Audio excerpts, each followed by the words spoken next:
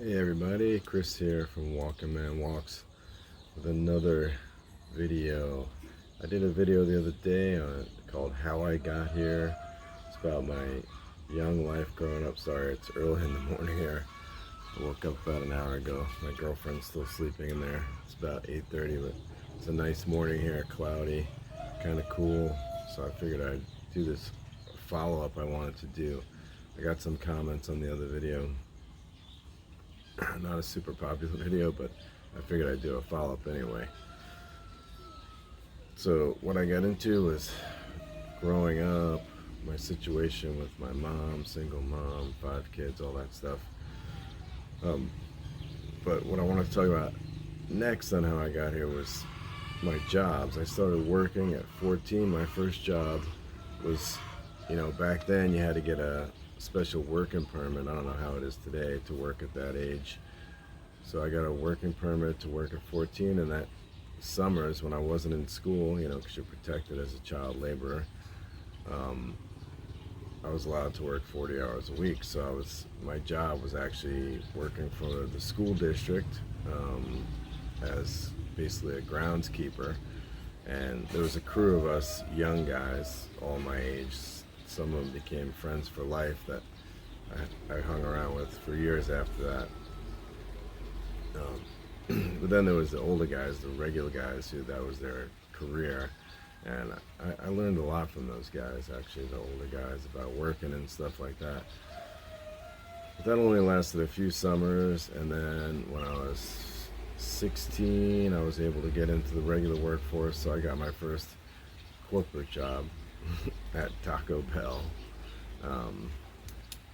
which everybody's been to a Taco Bell.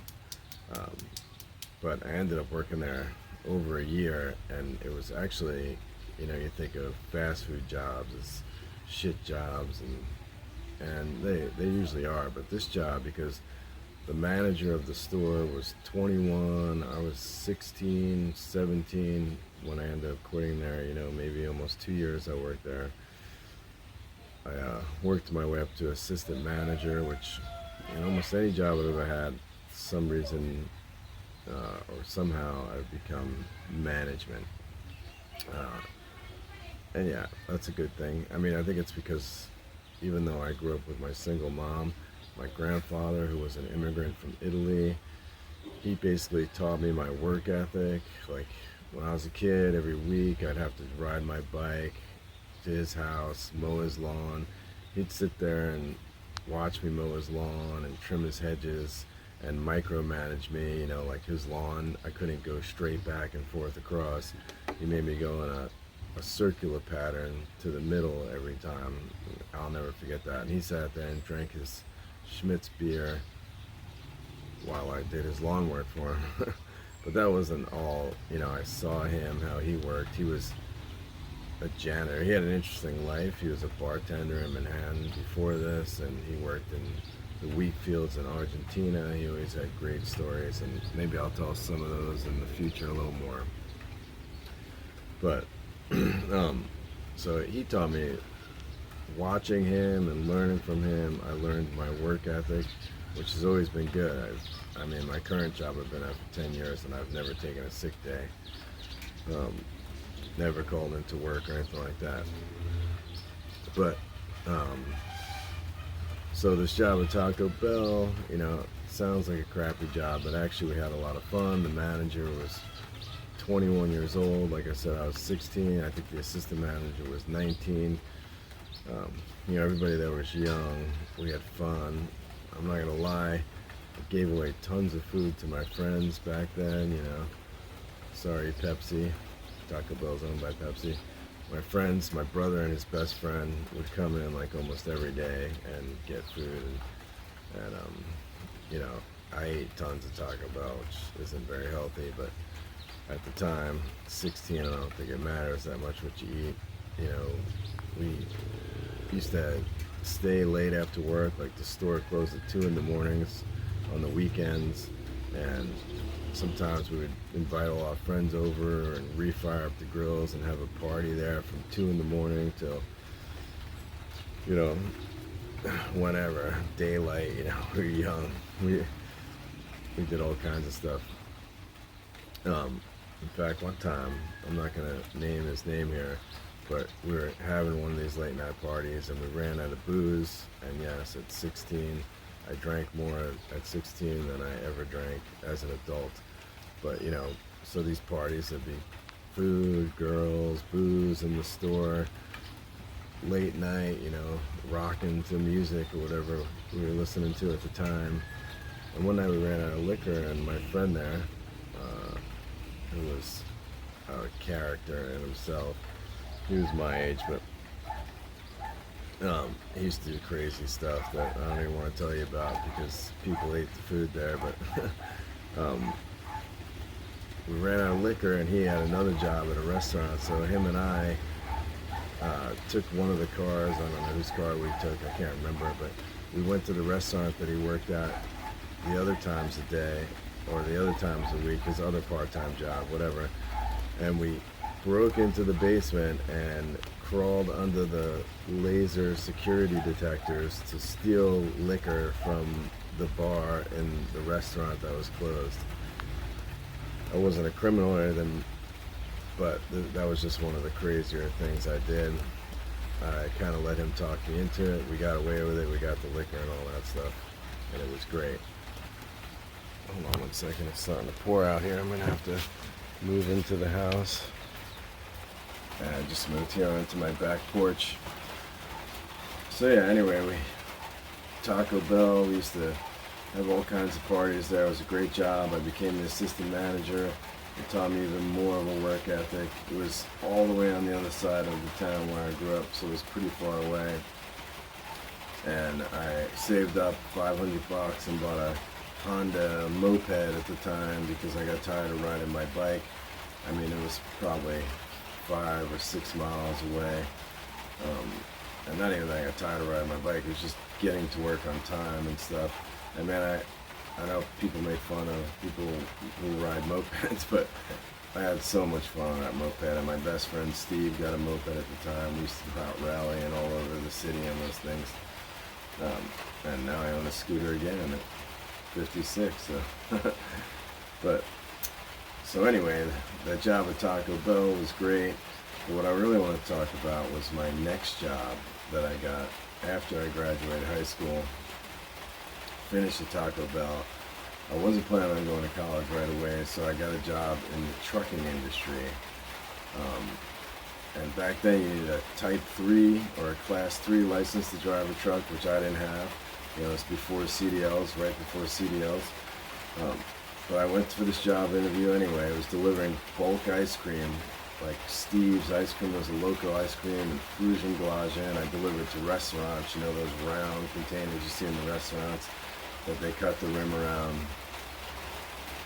And I went to the job interview, and I'll never forget the guy who interviewed me. His name was Mario Kinsella. Now this was a Teamster operation, so you could just imagine it was, you know, the mob was all up in there.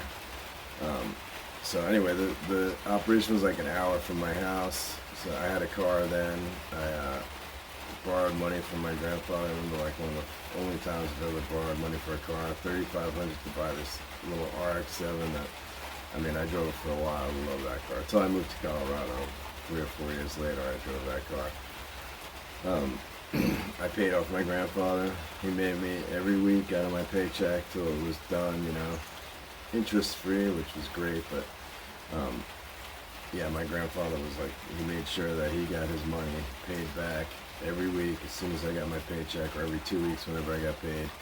He was there, and I didn't mind paying him because I loved the car, and you know, I was still living at home with my mom, paying rent, but I could afford it at the time. You know, I worked a lot.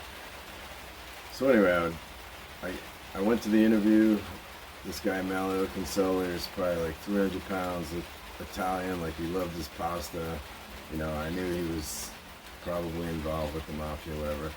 But this is back in the day that you could get away with this. I guess you could. I was just a good bullshitter at the time. But he asked me to see my Class 3 license, and I actually told him that I forgot to bring it to the interview that day, which is hilarious. You know, I mean, who would fall for that? I don't think he did. I think he was just like, all right, this kid's got balls. I'm going to give him a shot. So he goes, I'm going to send you out my I also had never driven a truck before, and I lied and told him that I had experience driving a 24-foot freezer truck.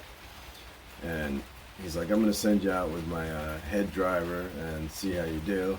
It was a Mercedes stick shift truck, and my car was a stick shift, so I kind of knew what I was doing. You know, it was a 24-foot truck, so it wasn't a full 18-wheeler tractor trailer. But it was a big truck, and I got in it, and I was a little nervous, but I was pretty cocky at the time, and I just started driving it, and you know, I grinded a few gears and stuff. We got back, and the head driver was like, well, he's a little rusty, but he seems like he knows what he's doing. So Malia was like, all right, be here tomorrow at 6 o'clock in the morning, you start your job. So I showed up the next, 6 was the starting time of the job, because you get there and they're still loading your truck and you got to do an inventory and everything. And,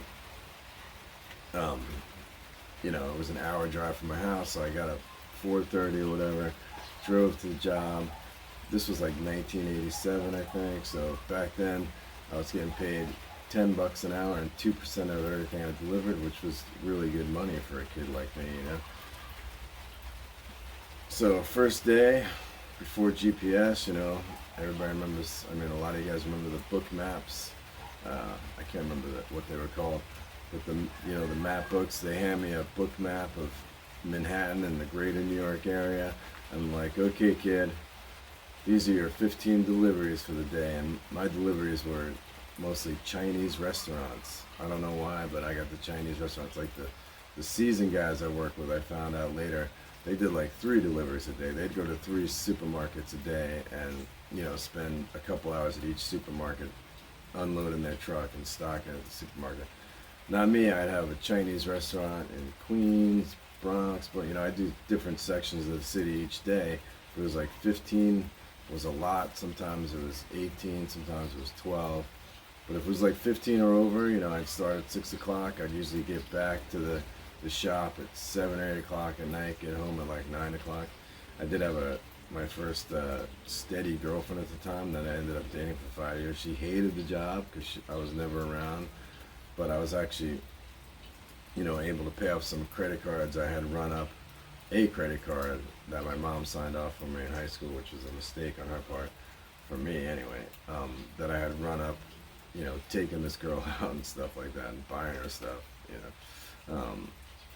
So I was able to pay off those credit cards, but I didn't last at the job a year just because of the grueling hours. But looking back, those guys ended up buying their routes after a few years, and then, back then in the 80s, these guys were making 6 figures driving a truck, so looking back, I probably should have stayed there. I never went to college and everything. But, my girlfriend was going to college. I really wanted to go to college. After working there for about a half a year, I really wanted to go to college because I really found out, not Taco Bell, messing around, hanging out with a bunch of young people. I found out what real work is like driving this truck. So every day I got up at 6, went and did my route, and like that first day they gave me that map, and they were like, and my first day I think I got done at 10 o'clock at night because, I grew up in New York, but I didn't know where everything was in Manhattan, especially these obscure little Chinese restaurants, and some of them, I'd have 12 of those 5-gallon Frugenglaja ice cream buckets to take up to the 5th floor of a building in Manhattan, and there was no elevators, because there's still no elevators in some of the buildings in Manhattan because they're older buildings. But the Chinese restaurant would be on the top floor. That was maybe one of the fancier Chinese restaurants. So 12 of those, I'd put them on one pull cart, and up the stairs, 5 flights of stairs. I was in great shape. Of course, I was 18, I think, and doing that kind of work every day. My truck was like almost armored. It had bars around the wheels. Sometimes I'd go down roads with, one time in particular, I remember I went down a road with, cars double parked illegally, and I went halfway down the road, and there's all these cars double parked illegally, and there's a cop there, and I'm like, hey man, I can't back up down here in this 24-foot truck. And I'm like, all I could do is go straight, and if I go straight, I'm gonna rip the doors and mirrors off half these cars. And the cop looked at me and he's like, you got to do what you got to do. They're illegally parked. Just go for it. And I did. And man, I messed up some cars. It was the craziest job ever as far as that goes. Some mornings, I'd start my route at 6 o'clock. The guys, the overnight workers at the warehouse that just loaded trucks all night. Sometimes they get done a little late, 6:30. Sometimes they get done at 7. They got done at 7. I'd be like, depending on where I had to go, I remember sitting on the Belt Parkway. When I was 18, so I was going out with my girlfriend after work at night and doing stuff with my friends. But I was on the Belt Parkway in traffic for hours, just standstill traffic, to where I had to pull my truck over into the grass. I mean, I was hungover, I think, and just go to sleep for a couple hours. And that was another day I was at work till like 10 o'clock at night. But I did make great money. $10 an hour and 2% of everything I delivered. I remember my paychecks, I was being like, oh, wow, that's a lot of money, But all I did was work. It was a 6-day-a-week job. There was no 8-hour days. 10 was the shortest, but it was more like 12, 13, 14, 15. So I did that for a little under a year, and then I thought to myself, I have to go to college. I have to get like a desk job. I can't do this for the rest of my life. But if I would have thought it through more, you're young, you're stupid. These guys that were older than me, I became friends with some of them that had their, guys in their 30s, 40s. I think the youngest guy besides me was 29. And they had their own routes. They were making 6 figures. They worked reasonable hours. Some of the guys took their wives with them, and their wives helped them stock each day. I would have had a totally different life if I did that. I never would have went to college in Colorado and changed my life. And that's probably going to be a video coming up soon, is my move to Colorado and what I did then. How school went for me. It started out really rocky, my college career, but it ended up working out good for me in the long run anyway. But that's all I have to say on that subject.